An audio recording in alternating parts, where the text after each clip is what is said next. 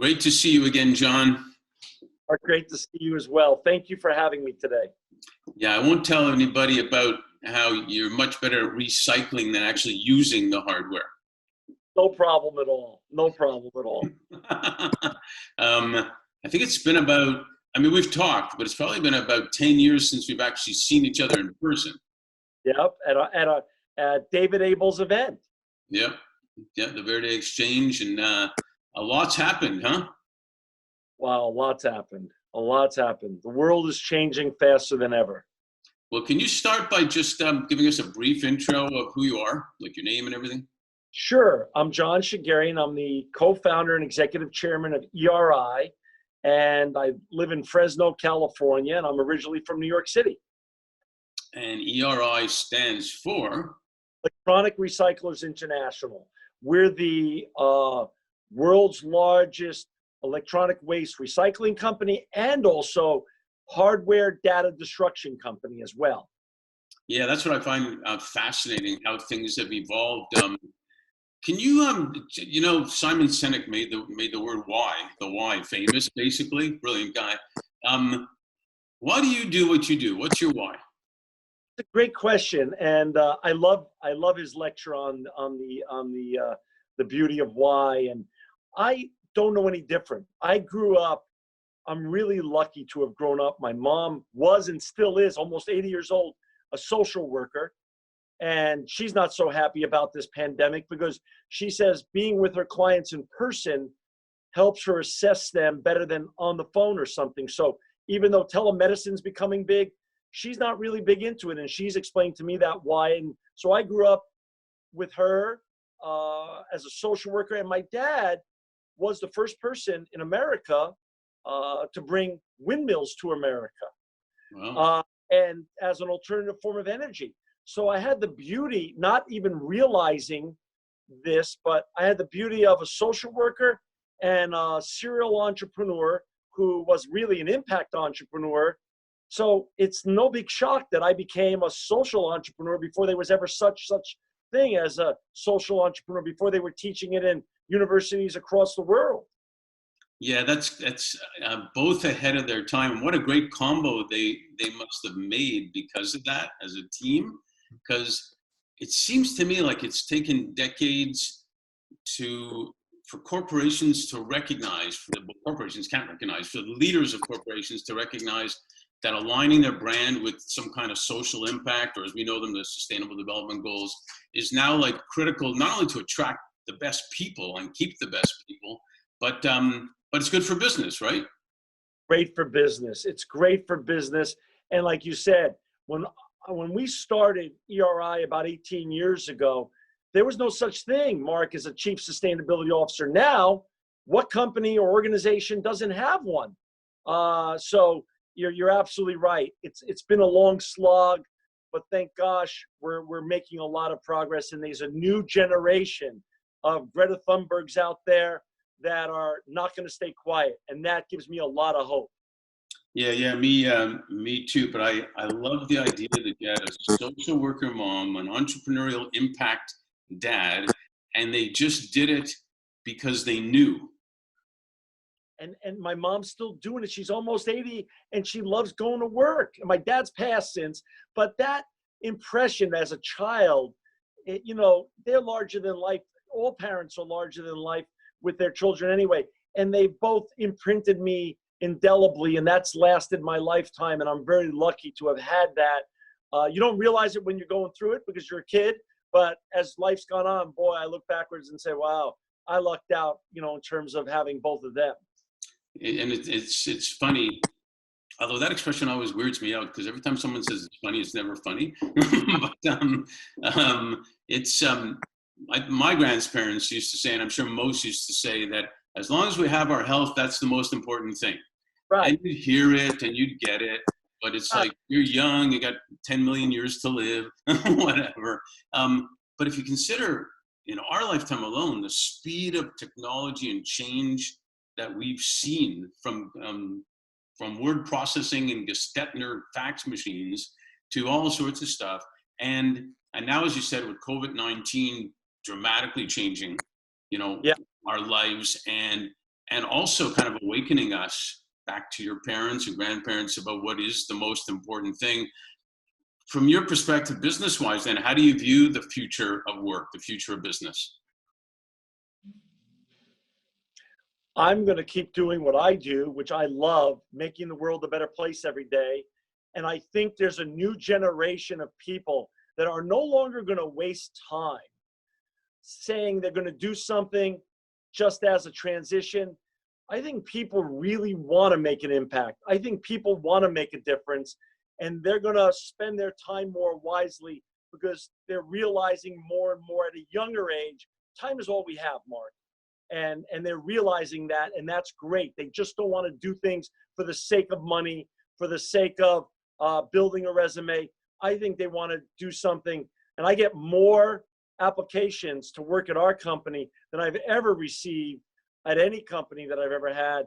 And I think that's just the tell that people are really excited. Yes, people need to make a living and buy groceries. We all do, but they also want to go home, and when they go to sleep at night, know they're part of a greater mission than just making a profit. And I think that's going to continue. That trend post-COVID-19 is going to continue to grow. Yeah, I think you're right. It's I've had my career go in all sorts of different directions too, but every time I kept hearing the word care along the way, Yeah. especially being in leadership development and search, and people would used to say, well, how do we develop the best leaders? How come we can't get the best people and all that? I remember Ryder, which is one of the largest logistics companies in the world, finally, we were talking and they said, let's build a daycare center so our young people be happy here with their kids. And they didn't know that they didn't know they were doing an impact investment really at that time, but they were able to attract better people. So I think you're right. Don't you find then that what's happened is leaders are starting to care more because they've got the opportunity to not just be focused on, we've got to get shareholders value. You can actually care. And they also realize the people you're talking about, the young people that you're talking about, aren't going to come to a company just to make money. Absolutely. And the word care and your leaders with who care series is so timely, because when this whole pandemic started, what I was talking with our company, having weekly calls with everyone at the company. And what I kept sharing with them all is the word empathy. Empathy for their family members, for their friends, for their acquaintances, using more empathy with their colleagues at work, and also with regards to people they were interacting with at our company, such as people that owed us money, people that we owed money to, our clients, and our vendors. Because here's what's really happening. We're going through a reset period. And during these kinds of both very uncertain times, but also we're all dealing with outside pressures and anxieties that we never were faced with before, characters revealed. And when your character's revealed as a leader who cares, you get a chance to rebrand yourself and your company. And that character can carry you for literally years to come. That revelation that you really cared during the times when the times were the worst, and that your company cares, that will rebrand your company or polish your company. If it was already a company and a group of leaders who cared historically, it will polish your brand even further. And that's what we're finding here. For instance, I'm dealing right now with 10 landlords across America. And what's so fascinating, Mark, is I'm having to renegotiate these deals so we can gently get through this very rocky period. And it's so interesting. Most of these folks are very, very successful. And many of them have been so wonderful to me and really direct and transparent and empathetic to our situation. A couple, though, haven't. And they've shown some horrific human behaviors that you never want to face. And I think that's the case in all sorts of leadership situations across America and across the world. So this is a real great chance to be transparent, to show your empathy, to humanize yourself. I've cried in front of my employees more in the last 90 days than in the last 18 years. But that's okay. I'm not embarrassed for that. It's just the feelings of emotions I were having in the moment. And I think that's going to continue to be a trademark. Caring and empathy is going to be a trademark of leadership for the next generation to come. So I'm so glad you're doing this series on the word leaders who care. Yeah, no, I appreciate that, and I think you're 1,000,000% right. And I think leaders have been pressured in the past. Quarterly results, have to get them. Quarterly results for shareholders' value, not wrongly, but not considering that they even had a chance maybe to care because of the pressure to do that. And now there's a safe space for them to say that it's actually good for business to do that as well. And like we were saying before, life is short, and characters, big time if you're going to leave a legacy. And I think one thing I've also learned, and I love your comments on that, and I compare a lot of sports to business, and coached a lot, been coached and coached a lot, and been involved in leadership development. And I found the leader that tells a player he makes a mistake, as you said, very straightforwardly, you made a mistake, you screwed up, you did this, now get back on the field of the ice and let's go get them. Or the boss that tells the employee you screwed up, but we need you here, let's make it happen, gets a much better ROI, if you will, on that person, because that person will do anything because that boss or coach believed in them and cared about them, right? 100%. To humanize yourself to your employees, to connect with them first before barking at them is absolutely critical. And even what I realized with just myself here at ERI, because the last 2 or 3 years, Mark, I had to travel about between 150 and 200 nights a year. So I was out of the office. I was always on the road. Now, because I'm forced to slow down, I've gotten to know our employees better than ever, and they've gotten to know me, more important.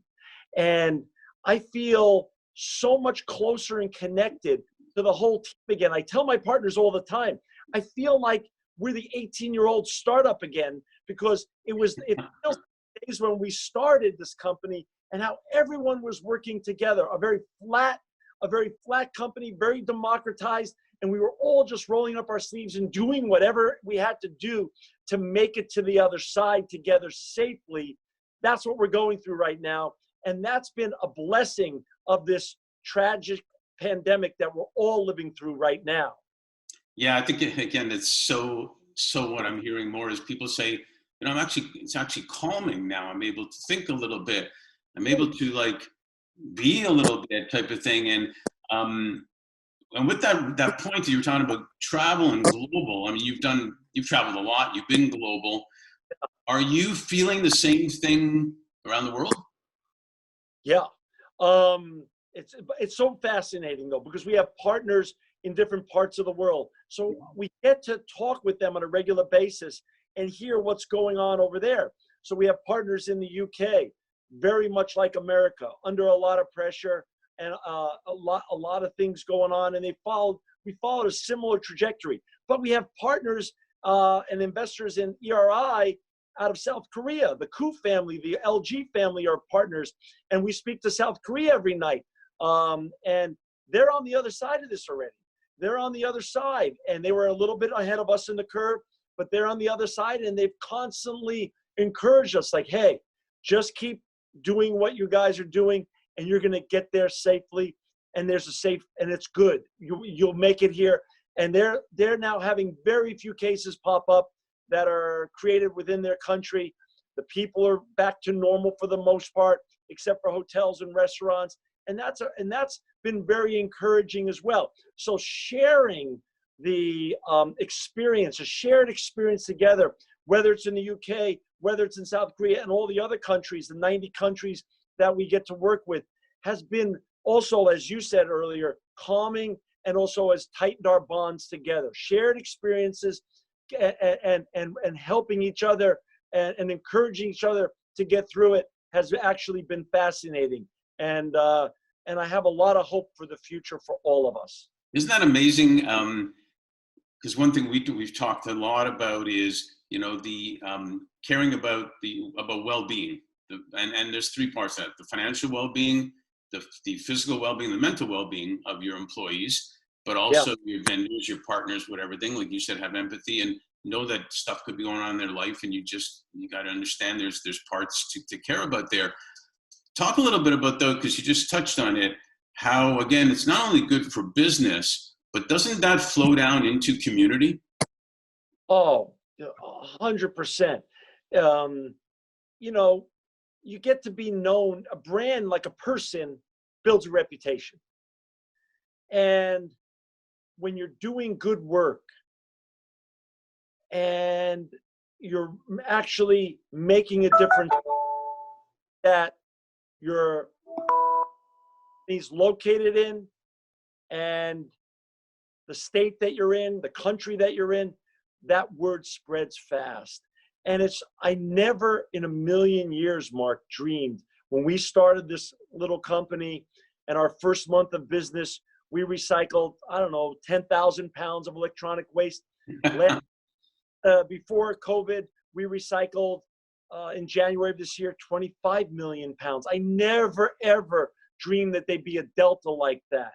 And the fact that whenever I travel and I'm welcomed so warmly and I get so many interesting partnership and speaking opportunities and opportunities to meet really neat people and meet neat companies and work with great companies.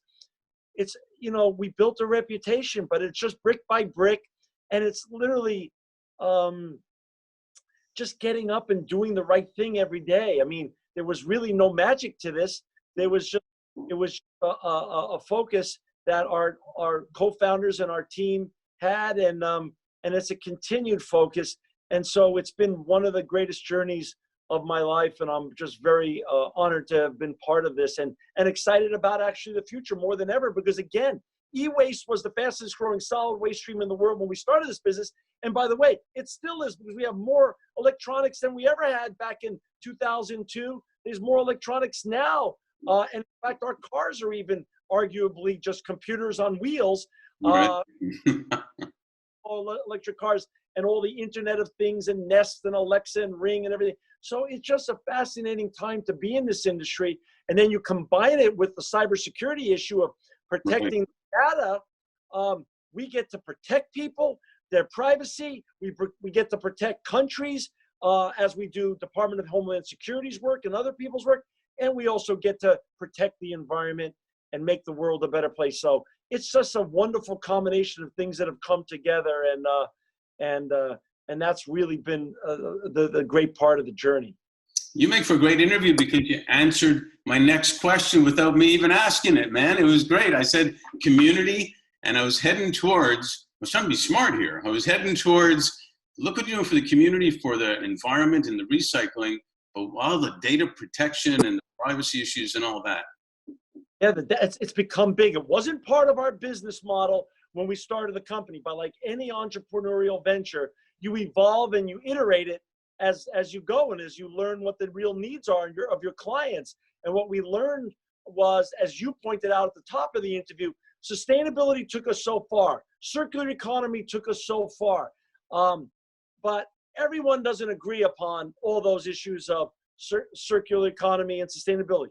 But what galvanized everyone was the issue of privacy and protecting their own personal privacy and protecting the privacy and making sure the data was gone of the organizations, companies, cities, states that they work for. And so we get them either way. If we get them on the data protection, but still get to recycle their old hardware, we're still protecting the environment. So that 1-2 punch of the convergence of those two huge trends of cybersecurity and data protection and privacy with the circular economy is a 1-2 punch that's going to continue to grow in the next decade ahead, which will help us keep all these old electronics and used hardware devices out of landfills and out of being dumped in inappropriate places. I love it. So it's caring about the employees, caring about the business, and that helps the community. I mean, it's a trifecta.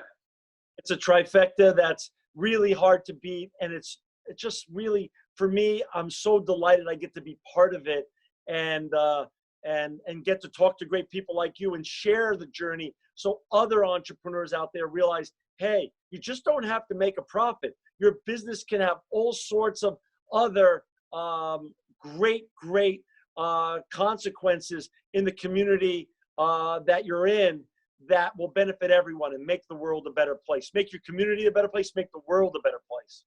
No doubt. I'm proud of you, man. You've done some great stuff in the years of knowing you. We have to have dinner when all this thing is done. But one last quick question. A piece of 2 sentences, a piece of advice you'd give the college graduates, the high school graduates coming out right now. What would it be? I'm gonna use 2 of my favorite quotes in that we live by. When you walk into our offices, over the front door is Dr. Martin Luther King's words that everyone can be great because everyone can serve. And when I was growing up, he was one of my heroes. And so putting his words up on our walls here so everyone who comes in to ERI can see them is really a way. And those words are timeless. And for the next generation, I think they're words to live by, and everyone can be of service. No matter where you are or what you're doing now, you can be of service if you really want to be, and you can be great.